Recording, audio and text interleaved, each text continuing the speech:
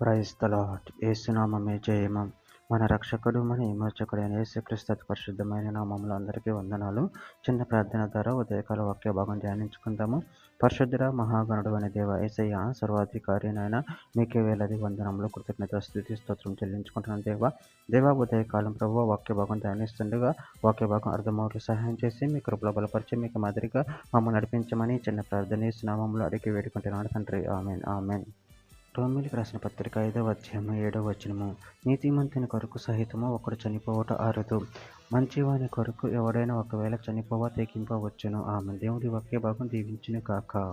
ప్రభునందు ప్రియులారా, ఇక్కడ వాక్య భాగంలో గమనించినట్లయితే నీతిమంతుని కొరకు సహితం ఒకడు చనిపోవట అరుదు, మంచివాని కొరకు ఎవడైనా ఒకవేళ చనిపోయినా తెగింపవచ్చును. అదేవిధంగా వాక్య భాగంలో గమనించినట్లయితే యోహాను సువార్త 15వ అధ్యాయం 13వ వచనంలో తన స్నేహితుల కొరకు తన ప్రాణం పెట్టువాని కంటే ఎక్కువైన ప్రేమ గల ఎవడునూ లేడు. యోహాను రాసిన మొదటి పత్రిక 3వ అధ్యాయం 16వ వచనం. ఆయన మన నిమిత్తము తన ప్రాణమును పెట్టిన కనుక దీని వలన ప్రేమ ఎట్టిదని తెలుసుకొనుచున్నాము.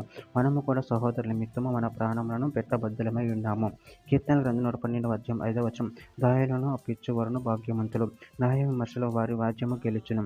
రోమీయులకు రాసిన పత్రిక 16వ అధ్యాయం 4వ వచనం. వారు నా ప్రాణం కొరకు తమ ప్రాణం ఇచ్చుటకైనను తెగించిరి, మరియు వారు ఇంట ఉన్న సంఘములకును వందనములు చెప్పుడి. నేను మాత్రం కాదు, అన్యులలోని సంఘములో వారందరూ వీరికి కృతజ్ఞులై ఉన్నారు. సామెతల గ్రంథం 20వ అధ్యాయం 6వ వచనం. దయ చూపు వారిని కలుసుకొనుట అనేకులకు తటస్థించును, నమ్ముకొనదగిన వాడు ఎవరికి కనపడును. రోమీయులకు రాసిన పత్రిక 3వ అధ్యాయం 23వ వచనం. ఏ భేదము లేదు, అందరూ పాపం చేసి దేవుడు అనుగ్రహించు మహిమను పొందలేకపోతున్నారు. యోహాను సువార్త 3వ అధ్యాయం 16వ వచనం.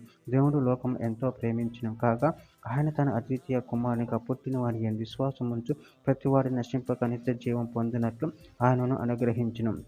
యోహాను రాసిన మొదటి పత్రిక 4వ అధ్యాయం 10వ వచనం. మనము దేవుని ప్రేమించుతామని కాదు, తానే మనలను ప్రేమించి మన పాపములకు ప్రాయశ్చిత్తమై ఉండేటకు తన కుమారుని పంపెను. ఇందులో ప్రేమ ఉన్నది. చివరిగా ఒక మాట. పేతురు రాసిన మొదటి పత్రిక 2వ అధ్యాయం 24వ వచనం. మనము పాపముల విషయమై చనిపోయి నీతి విషయమై జీవించినట్లు ఆయన తన శరీరమందు మన పాపములను రాని మీద మోసుకొనెను. ఆయన పొందిన గాయముల చేత మీరు స్వస్థత నొందితిరి. దేవుడి వాక్య భాగం దీవించును కాక. చిన్న ప్రార్థన చేసుకుందాము. పరిశుద్ధుడ మహాగణుడు అనే దేవ యేసయ్య, మీరు ఇచ్చిన వాక్య దాన్ని బట్టి ప్రభావం కృతజ్ఞతలు చెల్లించుకుంటాను తండ్రి.